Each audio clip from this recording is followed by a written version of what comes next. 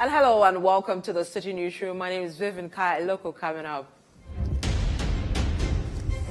Workers at GHA Distillers Limited demand removal of managing director amidst protest. The kind of debt you have incurred, the company cannot produce buy raw materials, neither can it. Is the company able to pay workers? The company is owing workers Providence Fund a lot, more than a year. Also coming up, tragic Galamsey incident claims 7 lives in Kolite mining community.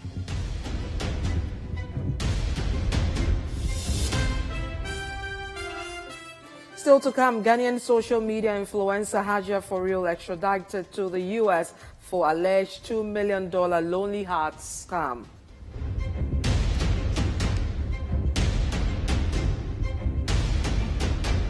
And later, Eric Agbana declared winner of the NDC's parliamentary primaries in the Ketu North constituency.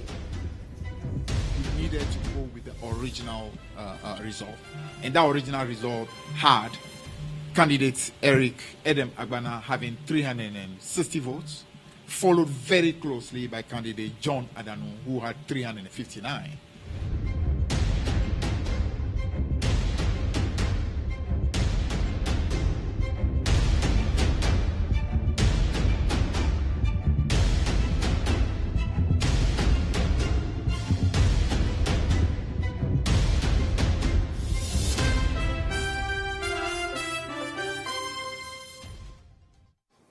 Let's bring you details of our stories. And some staff of GHA Distillers Limited here in the Greater Accra region are demanding the immediate removal of the managing director, Maxwell Kofi Juma, over what they say is poor management of the company. The workers who embarked on a protest at the premises of the company amidst heavy police presence insist their salaries and social security and the National Insurance Trust contributions have been in arrears for some time now. Now, Citi News' Nashika Caesar has more.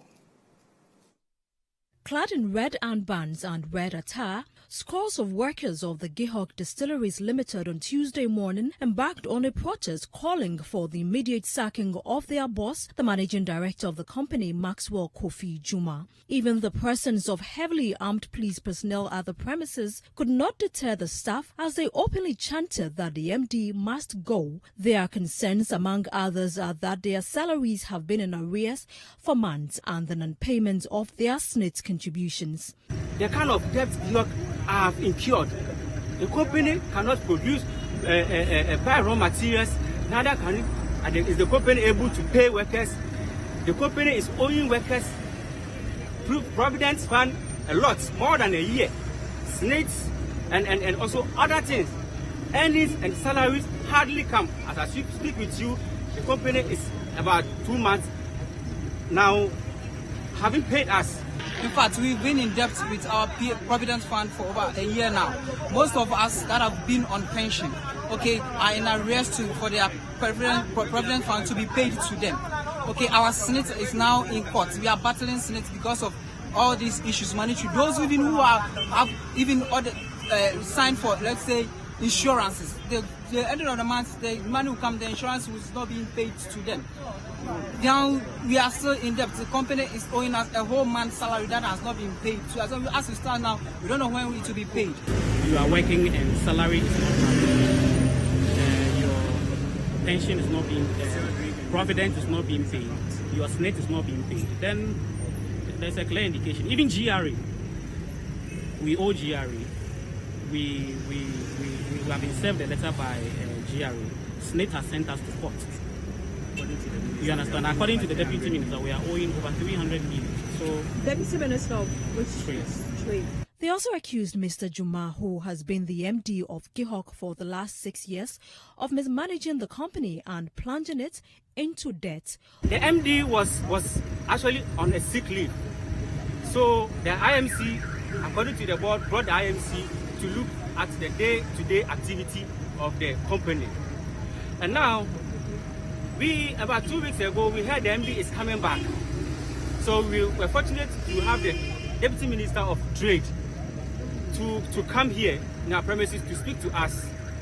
And then he made us assure that they have extended the leave limit of the managing director.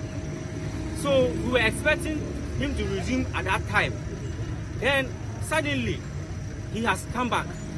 And when the minister also came, we made him know our concerns. Monies, goods are sold, monies don't go to the company's account. When the IMC was in place for just 2 or 3 weeks, we can see the work the IMC is doing. All what we want is that the IMC continue until a substantive minister or MD is appointed. Because the system we are running here, you cannot run a company like GHA and cancel external security contract and employ the security personnel and withdraw the security from the warehouse, you withdraw the security from the production floor, you withdraw the security from all vintage points. For what reason? He was sick for a while and he was asked to proceed on leave. And during his absence, the different IMC was set up. We got to know that. What is IMC? Interim Management Committee. Yeah, so they were set up. And we got to know the differences between his managerial and then the IMC also. We got to know that sales of scraps, that is, we generate sales of scraps. That is our seals, our drums that the alcohols are being kept in. Those are sales of scraps. That sometimes they do generate for sales, and their money is given back to the company coffers. That is what we are talking about. There are so a lot of things that we don't want to talk about, but these are some of the things that is affecting the workers personally in terms of our pay, our provident fund, our SNIT. In fact, even if you go bank to take loan now, they'll tell you your company is dying. All attempts by Citi News to get a response from management on allegations leveled against Mr. Maxwell Juma has been unsuccessful.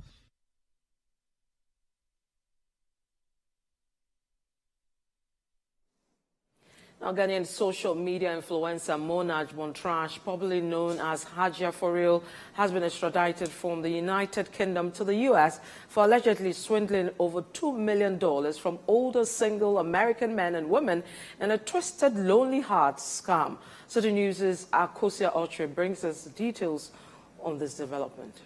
Ghanaian social media influencer Mona Montrage, also known as Hajia For Real, is currently facing charges in the United States in connection with an alleged fraud scheme. Who is this 30-year-old influencer? Hajia For Real is not only known for her stylish appearances and lavish lifestyle, but also for her career as a musician.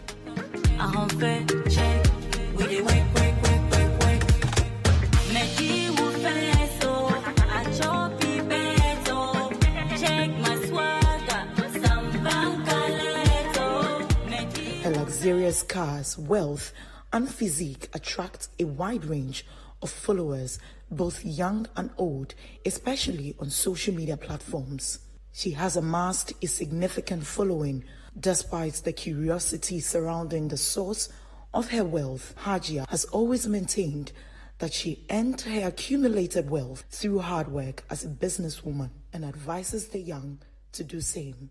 Don't forget to pray, no matter what you do, put your prayers first, work hard, especially the ladies, work hard, be determined and focused so that they won't come and say you're spending any man's money, so that no man can sit on your happiness as well. Hajia For Real finds herself entangled in a legal battle in the United States over allegations of defrauding older single American men and women in a complex romance scam which targeted individuals seeking companionship. On May 15, 2023, Mona, known by her real name, appeared in a federal court to face charges related to her alleged involvement in a series of romance schemes. This was achieved through fraudulent emails, text messages, and social media communication. Are you going to send me back my money? Please, I'm begging you, send me back my money. I don't have money like this. God, please. My mom won't even talk to me now because of you. Please, give me my money back. Please, I'm begging you, please. God damn it, please, please, I'm begging you. God, please, please give me my money back. Social media has been abuzz with reactions to these developments, with many expressing shock at the allegations. Some have even recalled lyrics from Hajia For Real's song, God's Child, where she references that all her acquisitions are attributed to divine blessings.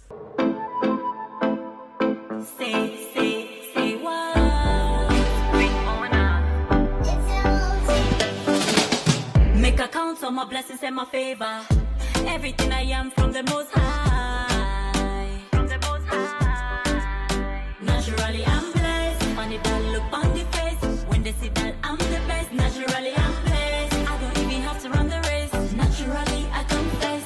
Yeah. Tell me what you gonna hate on. Lawyer and co-host of Citi Breakfast Show, Richard De La Sky, has provided insights into the prevailing trend of scams and fraud. But some, white girl or some white man somewhere in the US, and you start exchanging letters, and then all kinds of claims are made. Oh, my mother is sick, and all of that. So the man should support, or the woman should support.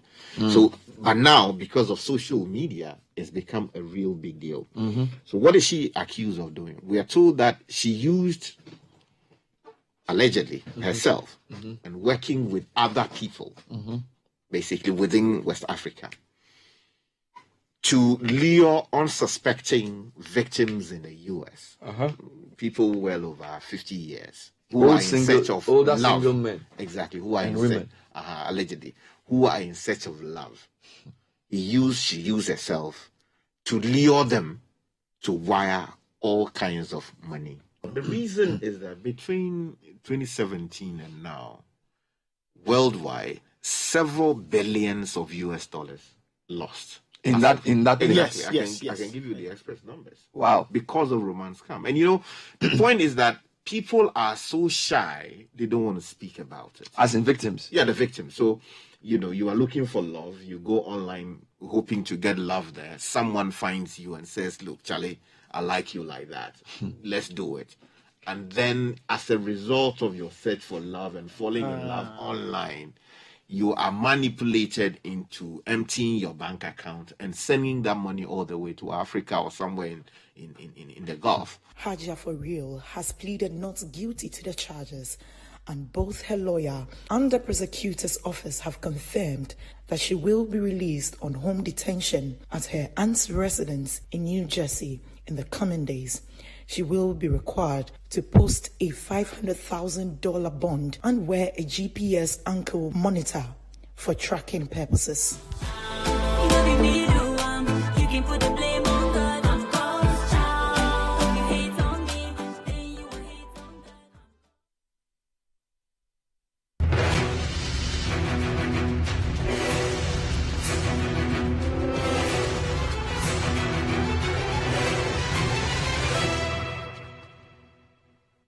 Let's do some politics now. The leadership of the National Democratic Congress, the NDC, has declared Eric Agbana as the winner of the party's parliamentary primaries in Ketu North constituency in the Volta region. This was announced by the General Secretary of the NDC, Fifi Kwete, on Tuesday, May 16, 2023. There's more in this report filed by Citi News' Philip Nila-Taylor. There was confusion after Saturday's primaries between the two main contenders, Eric Agbana and John Adan Zenu, following a tie. Adam was initially declared the winner by a single vote, but upon two recounts, the EC discovered 3 ballot papers that were not stamped. 2 of the 3 unstamped ballots were cast in favor of Eric Agbana, whilst 1 unstamped ballot was cast in favor of John Adanu. Eric Agbana, in an earlier statement, insisted that he was the winner, though the Electoral Management Body, Electoral Commission, EC, had not declared so. At a press conference, General Secretary of the NDC, Fifi Kwete, explained that the said unstamped ballot papers were part of the original ballots booklet provided by the party, hence there was no overvoting on the day. Even though it was such a very, very close contest, we needed to go with the original result. And that original result had candidate Eric Agbana having 360 votes, followed very closely by candidate John Adanu, who had 359. Very close as it was, we needed to go with the will of the great people of Ketu North, because that is truly what their will was. And so we wanted to use the opportunity to simply tell you that at the end of the day, the committee, headed by the national chairman, aided by my own self, together with the panel, came to that conclusion, and we have communicated that to the two parties and to their agent that came with them, to the regional executives and to the constituency executives, that the will of Ketu North, which is that Eric Agbana was the one that won the most number of votes on the day, even though it was that close. Adam Agbana will be declared the candidate, the parliamentary candidate for Ketu North in this year. Parliamentary candidate for Ketu North, Adam Agbana, further apologized for utterances he made after the elections that did not augur well with the regional and constituency executives. He called on all to come together to win the 2024 election. Let me also thank my opponents for, especially Mr. John Adan and his team of lawyers, also for being a part of the meeting, and to say that I want to retract and apologize sincerely for some comments made in the heat of the moment. As we all know, when the tensions were high, we granted some interviews and said certain things that we consider unpalatable, and so we apologize for those statements. I want to use this platform to call for unity. The party's interest is key. It is important for all of us to unite to maintain the Ketu North seat, and as a campaign team, we made a singular promise to the good people of Ketu North to get 85% of the votes in the 2024 general elections. We need unity to achieve that. The party has declared Adam Agbana as the PC elect of Ketu North, and that Adam Agbana is asking all and sundry within the constituency to come together as they fight together to win more votes in the 2024 elections in that constituency. Reporting for Citi News, my name is Philip Latte.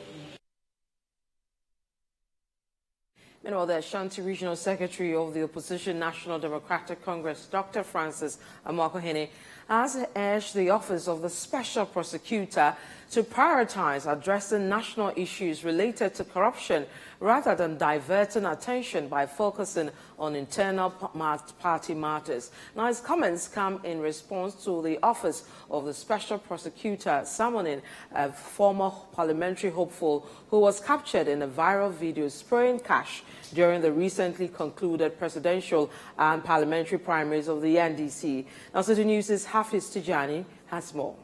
A virtual meeting was held between the NDC regional executives and the former aspirant, Juliana Kenan Wassan. The party's leadership aimed to understand the motivations behind the aspirant's behavior on that day. Even before the party's leadership had the opportunity to meet with the aspirant, the Office of the Special Prosecutor extended an invitation to question her. However, in an interview with Citi News following the meeting, Dr. Amoakohene emphasized that the Office of the Special Prosecutor should refrain from interfering in internal party matters. So we had a virtual session with her.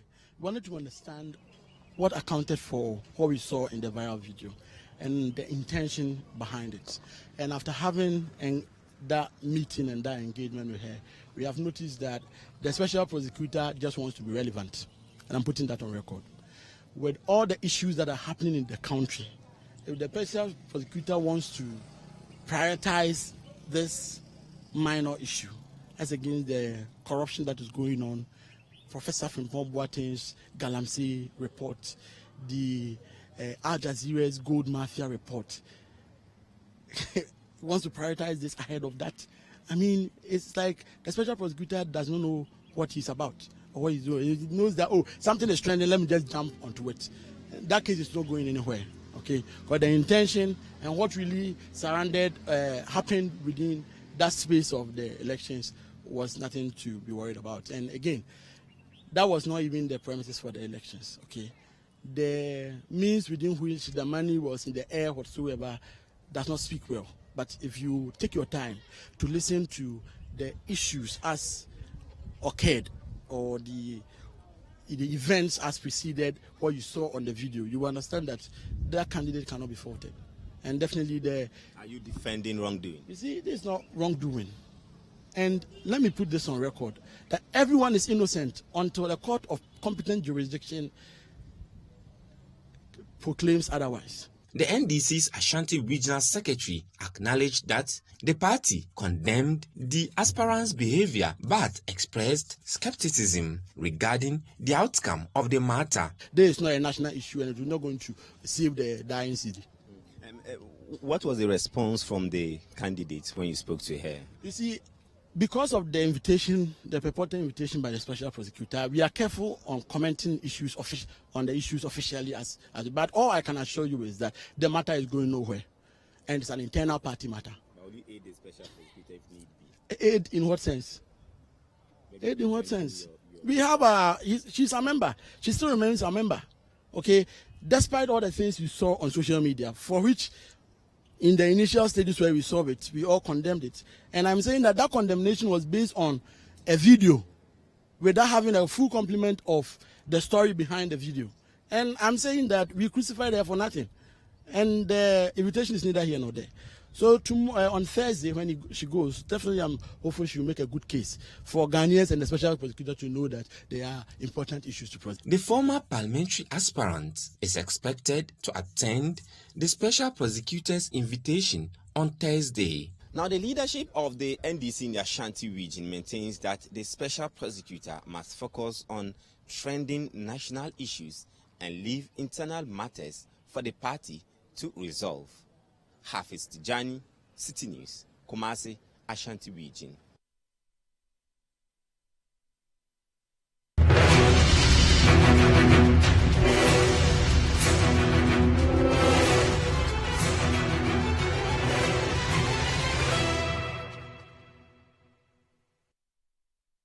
You're still watching the Citi Newsroom with me, Vivian Kai. Look, when we come back. Tragic Galamsey incident claims 7 lives in Kolete mining community in the eastern region.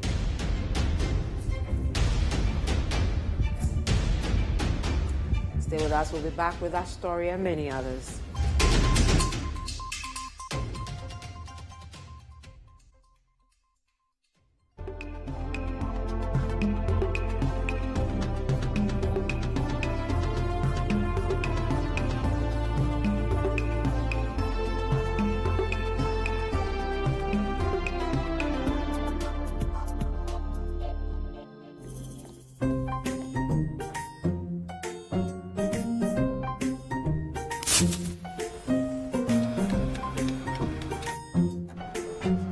Mido, get not be an eye.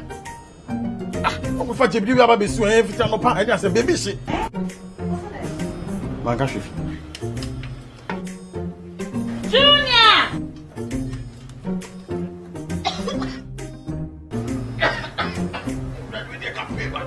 I'm saying so enough for me, you know. Sister Cospa, it's a winning gas. I'm using it, why? My wife.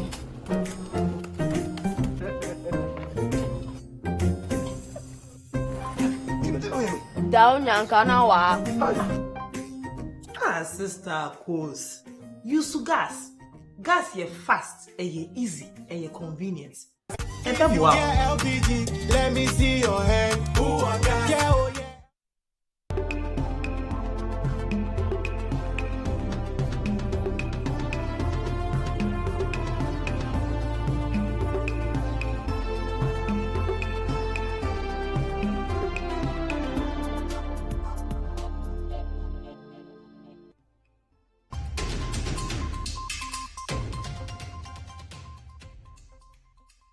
And you're welcome back to the Citi Newsroom. Now, the Eastern Regional Minister, Seth Achampo, has called on residents of Kolete to desist from engaging in illegal mining. There's more in this report.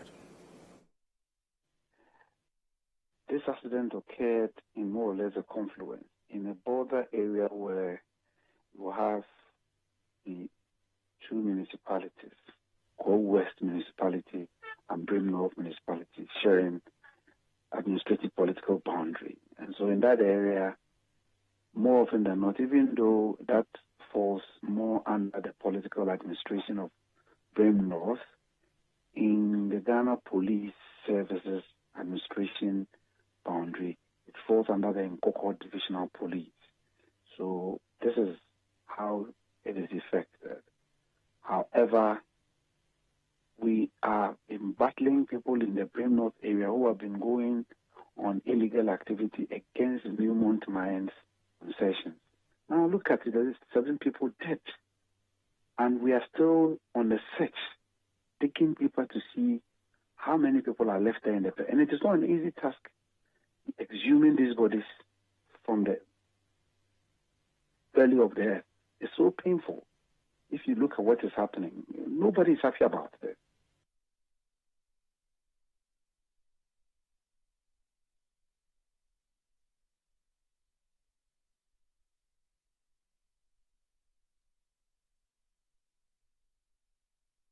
Let's move on to some other stories. A member of parliament for the Medina constituency, Francis Xavier Sosu, has criticized the Ghana Bar Association for its lack of involvement in legal reforms in parliament.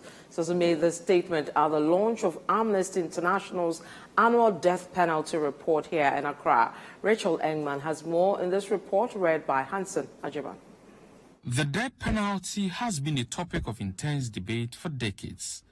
Between 2021 and 2022, there has been a 53% increase in executions globally, particularly in the Middle East and North Africa.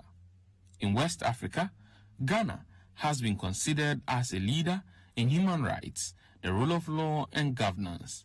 However, the country's stance on death penalty abolition has affected its ranking, as neighboring countries such as Togo, Gabon, Benin, Guinea, Burkina Faso, Sierra Leone, and the Central African Republic have abolished the death sentence in recent years. As of December 2022, Ghana has 175 prisoners known to be on death row, including 6 females. In 2022, no executions took place, but 7 people were sentenced to death. The last execution in Ghana occurred in 1993. Following an appeal by Amnesty International to President Nana Addo Dankwa Akufo-Addo, Ghana voted in favor of a moratorium on the use of the death penalty after abstaining from voting 8 consecutive times. This year, Amnesty International aims to strengthen its advocacy efforts by launching the annual death penalty report and reaching out to the Speaker of Parliament to provide funds for the second consideration of the Amendment Bills Criminal Offences Bill 2022 and Armed Forces Bill 2022, which seek to abolish the death penalty in Ghana. At the Amnesty International Annual Death Penalty Report launched in Accra, Member of Parliament for the Medina constituency, Francis Xavier Sosu, disclosed that the Constitutional, Legal and Parliamentary Affairs Committee of Parliament has scheduled the death penalty and witchcraft bill for consideration between May 27 and May 28, 2023. The committee's leadership has met and has scheduled the bill for consideration between 27th and 28th of May 2023. And so we are confident that that is in 2 weeks' time, when the committee members convene, we would look at the principles and the purpose behind the bill, and also do the clause-by-clause consideration and appropriately report back to Parliament. Francis Xavier Sosu, the Medina MP, who initiated a private members' bill, expressed disappointment that the Ghana Bar Association has played a minimal role in making contributions to legal reforms in Parliament. Unfortunately, the Ghana Bar Association has taken a backstage when it comes to providing support and input for laws that come to Parliament. For example, this death penalty bill, advertisement was made for input. The judiciary has written a memo. We've had memos from international organizations like the Commonwealth Lawyers Association. We've had memos from Commonwealth Parliamentary Association. We've had memos from Amnesty International in various countries and other CSOs. Sadly, the Ghana Bar Association, which is supposed to be the lead association of lawyers in Ghana, has been completely silent. And for me, I don't think that it shows leadership. Speaking to Citi News, Genevieve Partington, the director of Amnesty International Ghana, highlighted the death sentence and execution report, urging relevant stakeholders to champion the cause. The congestion in the prisons right now is at a capacity by 40-50%. It has increased the capacity, and it's bad. The conditioners have mental health issues, they have tuberculosis, they have all sorts of issues. So we really need to look at it. I'm happy that we met with Office of the Chief of Justice. They said they have written a memo to Attorney General, and they are talking about a classification of offenses. So looking at murder now, because murder in Ghana has not been classified, and now we're going to look at how we can classify murder.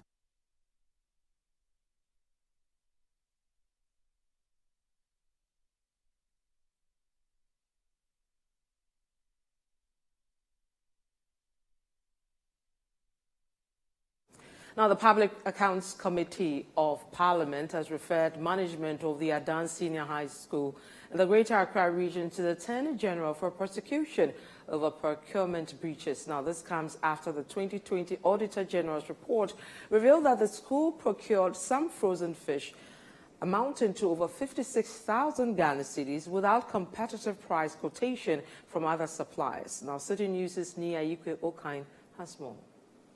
The Public Accounts Committee of Parliament on Monday resumed its zonal public hearings to consider the 2020 Auditor General's report on the public accounts of Ghana Technical Universities, pre-university educational institutions for the period ended 31st December 2020. The 5-day public hearing is also to consider reports of the Auditor General on the management and the utilization of District Assembly's Common Fund for other statutory funds for the year ended 31st December 2020. The regions under review are Greater Accra, Eastern, Oti, and Volta. Appearing before the committee on Tuesday, the chairman of the Public Accounts Committee, James Kluche Aveji, referred management of the Adan Senior High School to the Attorney General for prosecution over procurement breaches. Uncompetitive procurement. Apparently, you procure some frozen fish at a cost of 56,120 Ghana cedis. Corresponding PV is 28. But according to the auditors, you did this without a competitive price quotation from other suppliers or contractors. The auditors have recommended that you comply with the laws and regulations pertaining to procurement. Considering the amount involved, we don't have any option than to refer you for prosecution by the Attorney General. These are frozen fish. These are not kotomle that you bought from the farmers. The 2020 Auditor General's report also revealed that over 340 old students of the Adan Senior High School in the Greater Accra region were indebted to the school to the tune of 432,000 Ghana cedis. Can you confirm the figure of 451,141? Is that what the student owe the school? If no, say no. It's yes. So out of this, how much have you collected from the students? We collected 18,292 Ghana cedis, 60 pesos. And the balance left is? 432,849 Ghana cedis, 21 pesos. Okay.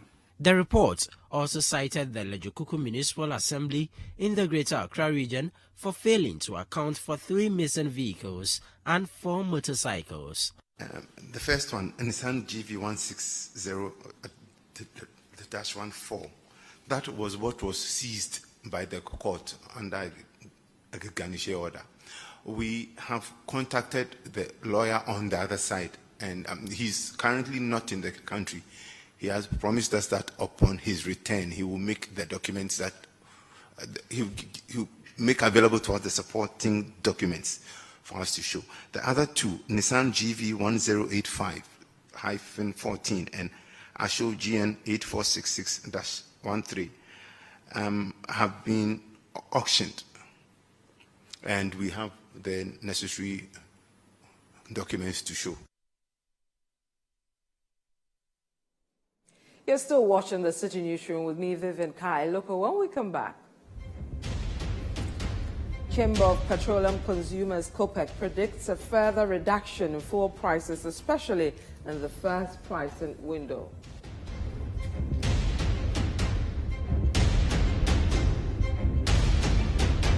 You stay with us. We'll be right back with our story.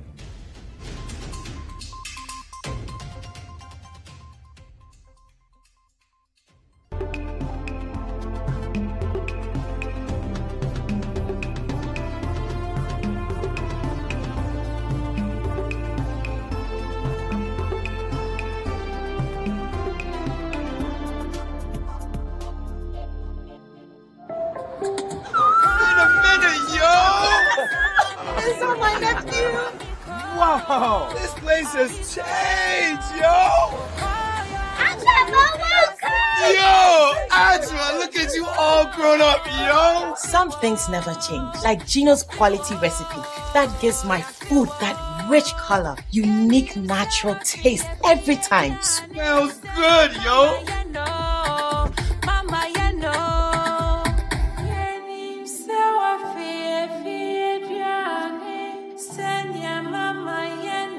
Hey, sister, we the wap Sano and Casa, just like I remember. Uncle, hurry up and let's open the suitcase. Ajua, chai, na shrink quite far. Best jollof I've ever eaten. Wow, this is real jollof, mommy. Gino dear, Emma Adriana de Ancasa. Say Gino dear, fie. It's delicious, yo! This advert is FDA approved. Finally, anyone can become a household. Oh, wow. Yeah. You Go Flip, a real estate gaming platform that allows you to play and stand a chance of winning a house or cash or consolidated funds, such as savings towards a house. Simple and easy to play. Visit www.yougoflip.com. Buy a ticket to enter the game. Wait for the end of the game to enjoy the win. Anyone can win. Flip it or own it. You Go Flip. This advertisement has been vetted and approved by the Gaming Commission of Ghana. Play responsibly, not for persons below 18 years, and gaming can be addictive.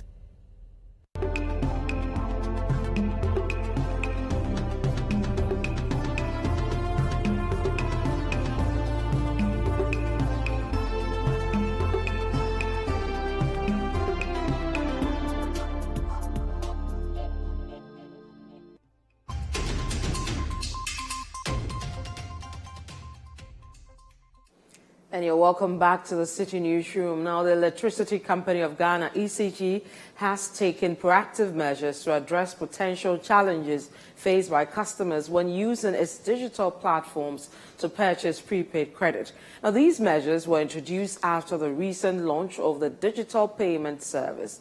Fred Juho provides further details in this report. Since last week, ECG has been encouraging its customers to utilize its various digital platforms for purchasing prepaid credit. Through widely circulated messages, the company advises the public to minimize its visit to ECG vending officers for credit purchases unless absolutely necessary. The new service offers the convenience of mobile money payment as well as Visa and credit card transactions, enabling customers to make purchases from the comfort of their homes or offices.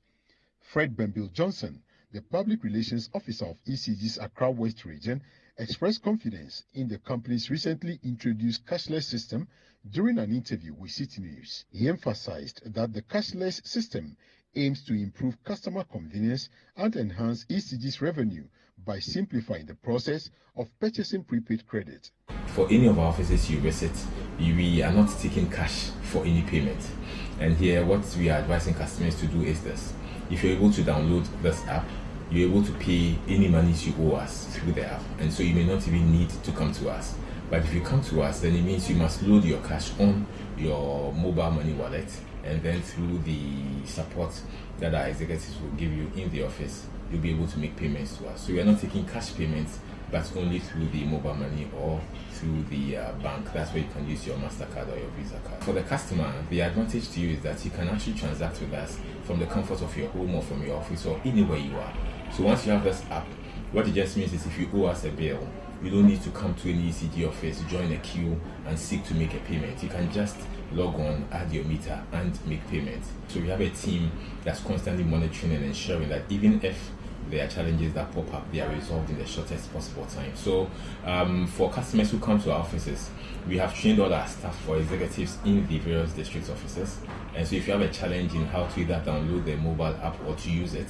Benbill Johnson further stated that although the 1 month long National Revenue Mobilization exercise has concluded, the task force has been assigned the responsibility of visiting customers at least once every month. Their objective is to recover any outstanding debts and ensure the proper functioning of installed meters. Going forward, the drive is that for the last week of every month, we will still go out there into the communities. And this time around, the focus beyond collecting debt holders is also to check out for illegal connections. So for any persons out there who are engaged in illegal connections, what we are saying is that for the last week of every month, all staff of ECG are going to be out there again to monitor all our installations to be sure that no one is stealing power or using power without paying.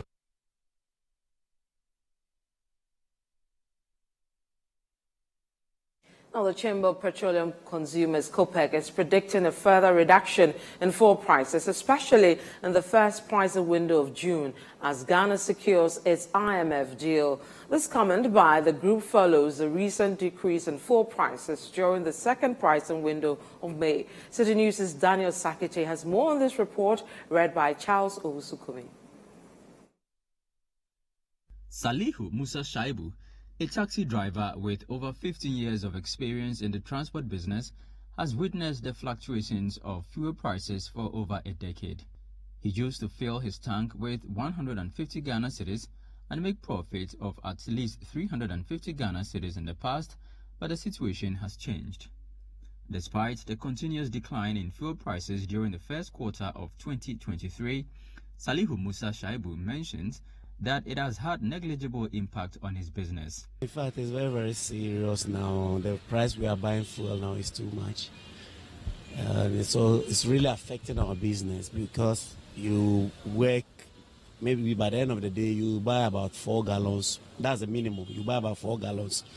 And I said, so this 4 gallons is about almost 400.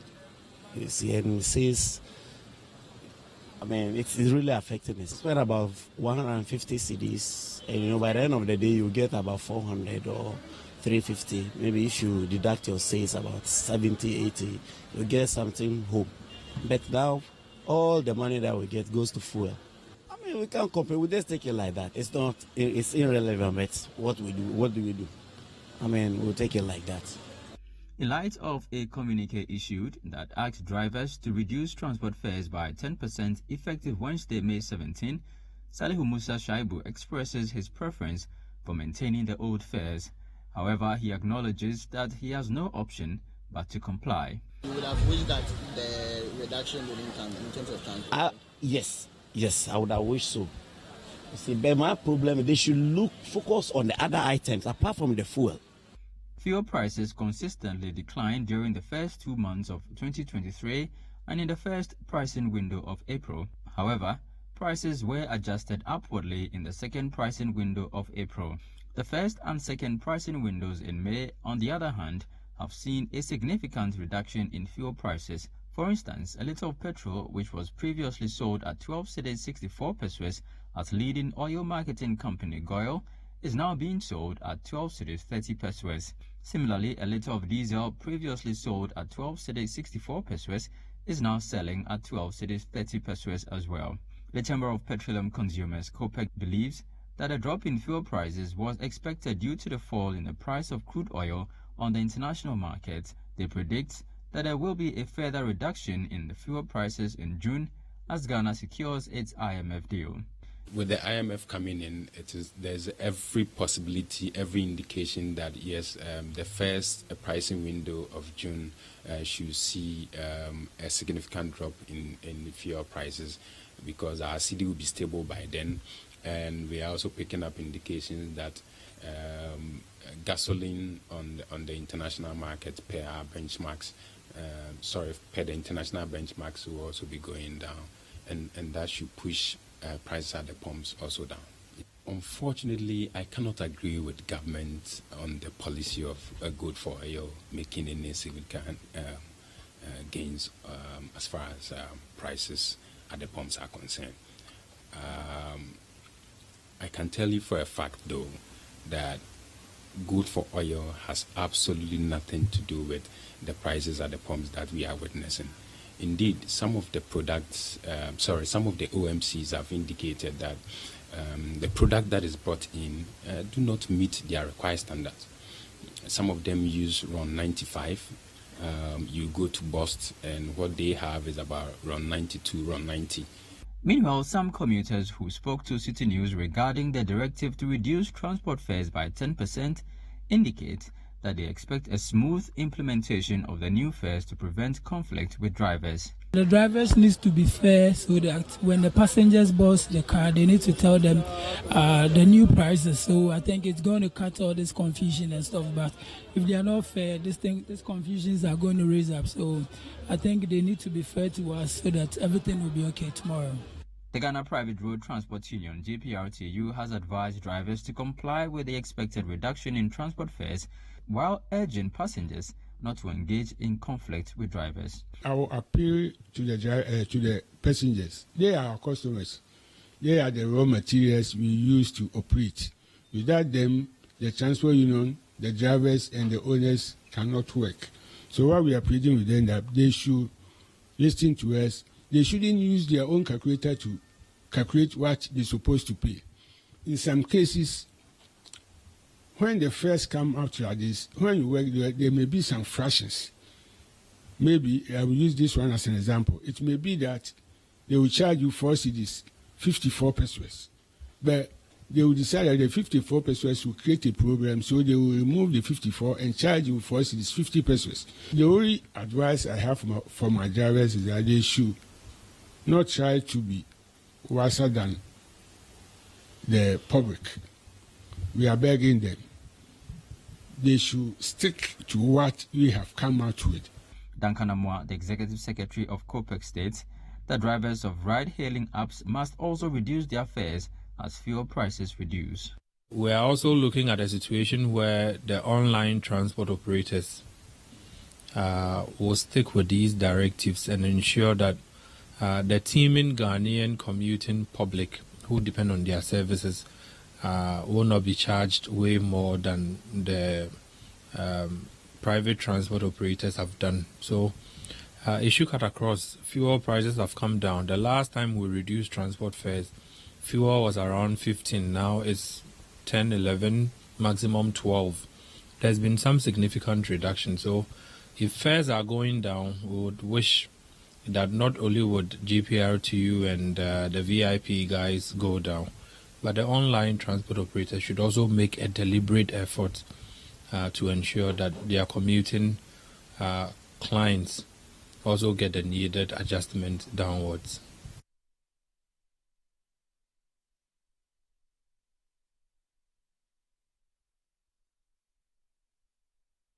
Now, the Director General of the Ghana Education Service, Dr. Eric Agbana, is calling on stakeholders to support the government's efforts in expanding infrastructure for second cycle schools. This report, filed by Daniel Odro-Mensah and read by Hanson Ajiman, provides more details.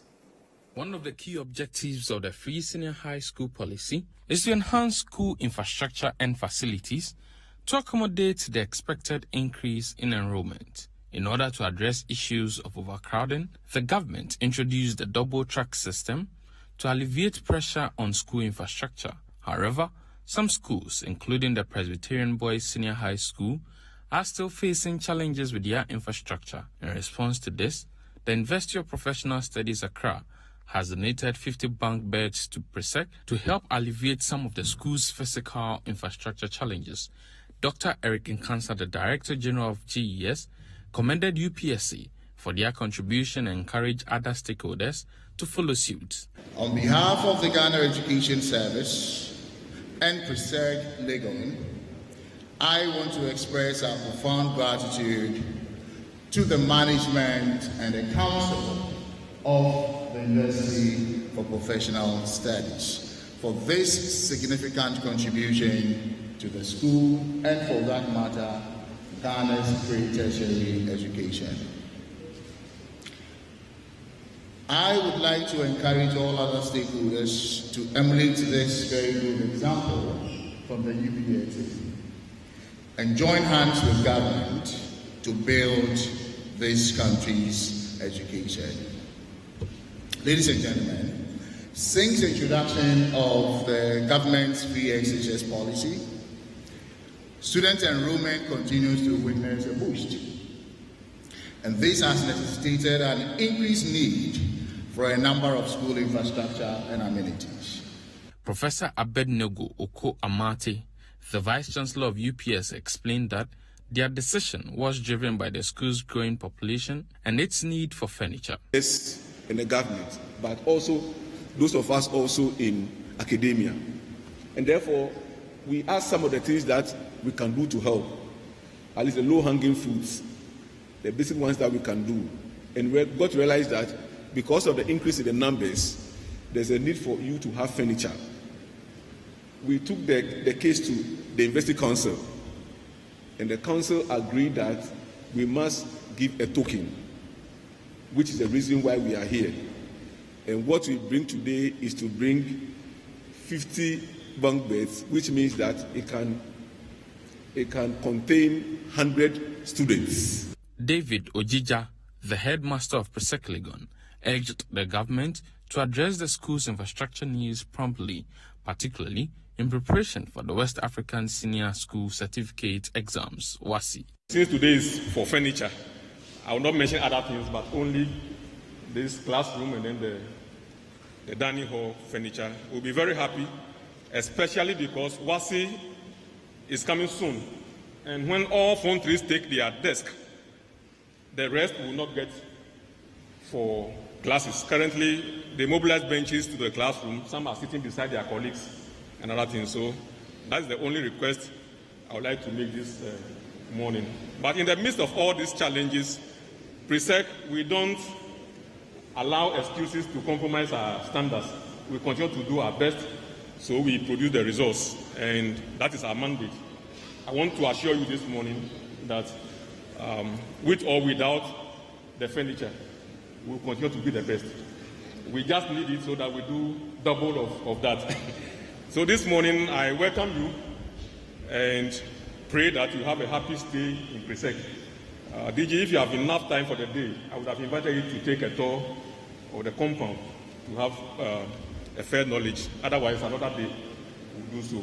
So this year in September, we are having a big deba for the 85th anniversary, and hopefully we'll extend invitation to the GES and the ministry to be with us.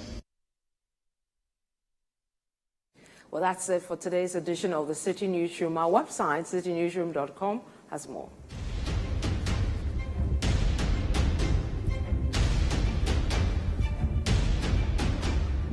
Subscribe to CityTube on YouTube for more exclusive video content from Citi TV.